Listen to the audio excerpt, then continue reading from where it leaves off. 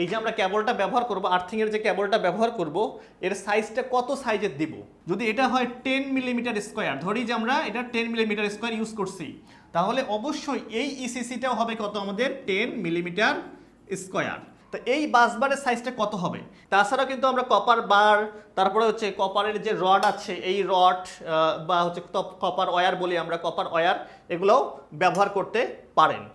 আসসালামু আলাইকুম, স্বাগতম লার্নিং ইঞ্জিনিয়ারিং ইনস্টিটিউটে। আমি কামরুজ্জামান কনক রয়েছি আপনাদের সঙ্গে। আজকের এই ভিডিওতে আমরা দেখব যে একটা আর্থিং অ্যারেঞ্জমেন্ট কিভাবে করবেন। অর্থাৎ আমরা যে আর্থিং করব সেটা আমরা কি করি, রড আর্থিং করি, পাইপ আর্থিং করি বা প্লেট আর্থিং করি, যেই আর্থিং করি না কেন সেই আর্থিং অ্যারেঞ্জমেন্টটা কিভাবে হবে। এবং এর আগের যে একটা ভিডিও ছিল সেই ভিডিও দেখছিলাম আমরা যে আর্থিং কিভাবে আমাদেরকে প্রোটেকশন করে। যদি ভিডিওটা না দেখে থাকেন তাহলে নিচে ডিসক্রিপশনে আমাদের ভিডিওটা লিঙ্ক দেওয়া আছে, সেখান থেকে দেখতে পারেন। তা প্রথমে আমরা আসি যে একটা আর্থিং অ্যারেঞ্জমেন্ট কিভাবে করব এবং একটা আর্থিং করতে কি কি লাগে। তা এখানে দেখেন আমাদের আর্থিং করতে লাগে হচ্ছে আর্থ কন্টিনিউটি কন্ডাক্টর। আচ্ছা, আর্থ কন্টিনিউটি কন্ডাক্টর যেটাকে আমরা সংক্ষেপে বলি ইসিসি, ইসিসি অর্থাৎ আর্থ কন্টিনিউ কন্ডাক্টর। যেমন আপনারা জানেন, দেখতে পাচ্ছেন এখানে যে একটা এসডিবি বোর্ড আছে। এই এসডিবি বোর্ডে কি করি আমরা, আমাদের যে হাউস ওয়ারিংয়ের ভিতরে যত 3 পিন সকেটগুলো আছে বা যেই সব জায়গায় আমাদের আর্থিং করতে হবে মেটাল থাকে, সেখান থেকে যে আর্থিংয়ের যে টার্মিনালটা, ধরি যে এটা একটা আমাদের 3 পিন, এই 3 পিনে কি করি আমরা, আমাদের যে আর্থিংটা আছে এই আর্থিংটা নিয়ে এসে আর্থিং কানেক্টর বা আর্থিং বাসবার লাগাই। তো এই আর্থিং কানেক্টর আর্থিং বাসবার যে লাগাচ্ছি, এই যে কেবলটা যে আমরা টানতেছি এটাকে বলতেছে কি ইসিসি, আর্থ কন্টিনিউটি কন্ডাক্টর। এবং এই আর্থিং বাসবার থেকে আমরা আরেকটা বাসবারে নিয়ে আসি, যেই বাসবার থেকে আমাদের মূলত আর্থিংয়ের কানেকশনটা শুরু হয়। সেটাকে আমরা বলি হচ্ছে কানেক্টিং বাসবার বা হচ্ছে আর্থিং বাসবারও বলতে পারেন। সেটা হচ্ছে কপারের বাসবার হয়ে থাকে, এরকম কপারের বাসবার হয়ে থাকে। তাহলে এই যে তারটা বা এই যে কেবলটা আমরা ইউজ করতেছি এটাও কিন্তু ইসিসি। এখন প্রশ্ন হচ্ছে এই যে কেবলটা ইউজ করব এর সাইজ কত হবে। এই যে আমরা কেবলটা ব্যবহার করব, আর্থিংয়ের যে কেবলটা ব্যবহার করব, এর সাইজটা কত সাইজের দিব। কারণ আমরা এইখানে যে আমাদের 3 পিন থেকে যেটা আসছে সেটা সেম সাইজ, এবং এটার কি সাইজ হবে সেটা আমরা দেখব যে আমাদের বিএনবিসি, বাংলাদেশ ন্যাশনাল বিল্ডিং কোডে আমাদের একটা গাইডলাইন দেওয়া আছে। আমি খেয়াল করি, এখানে বলা হচ্ছে ফেস তারের size, cross sectional area of face conductor, অর্থাৎ ফেস তারের যে সাইজ হবে সেই সাইজের উপর ভিত্তি করে আপনার কি হবে, আর্থিংয়ের কেবলের সাইজটা হবে। যেমন দেখেন এখানে লেস দেন 16 অর্থাৎ 16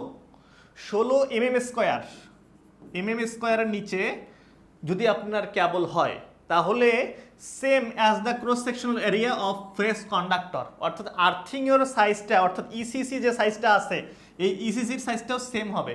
অর্থাৎ 16 মিলিমিটার স্কোয়ার নিচে কেবল হইলে সেম সাইজের আর্থিং কেবল ব্যবহার করতে হবে।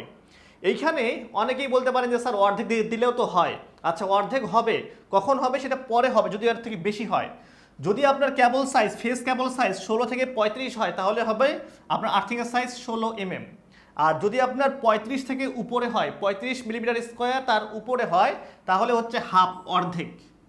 কিন্তু আমরা হাউস ওয়ারিংয়ের ক্ষেত্রে সাধারণত কিন্তু এত মোটা কেবল ব্যবহার করি না, সর্বোচ্চ হচ্ছে 10 মিলিমিটার স্কোয়ার বা তার উপরে গেলে 16 অথবা 25 পর্যন্ত ব্যবহার করি। তাহলে যদি আমরা 16 ব্যবহার করি তাহলে 16 মিলিমিটার স্কোয়ার সেম সাইজের হবে আমাদের কি আর্থিং কেবলের সাইজ। তাহলে এইখানে আমরা যে ইসিসি ব্যবহার করব তাহলে এটা কেমন হবে।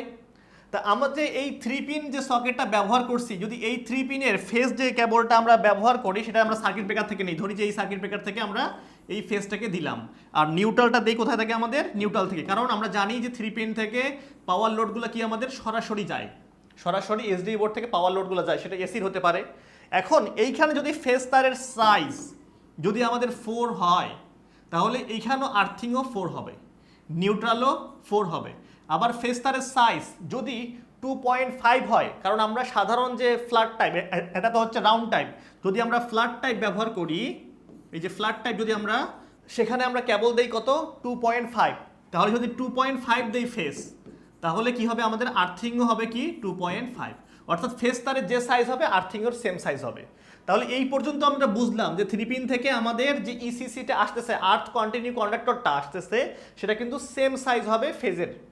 তাহলে এইখান থেকে এই যে আমাদের এসডিবি বোর্ড থেকে যে এই পর্যন্ত যে আমরা যে আর্থিংটা কানেকশন করব আর্থিং বাসবার পর্যন্ত, এটা কেমন হবে সাইজ?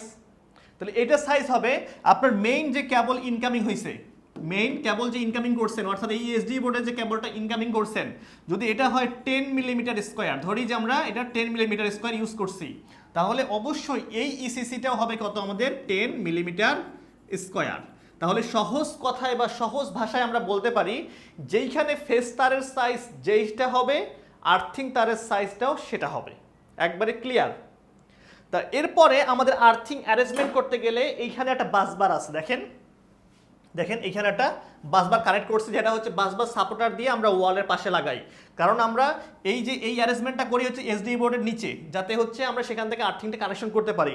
আর আর্থিংটা যে করি, আর্থ ইলেকট্রোডটা দিয়ে স্থাপন করি, এটা করি কি বাহিরে, অর্থাৎ ওয়ালের বাহিরে।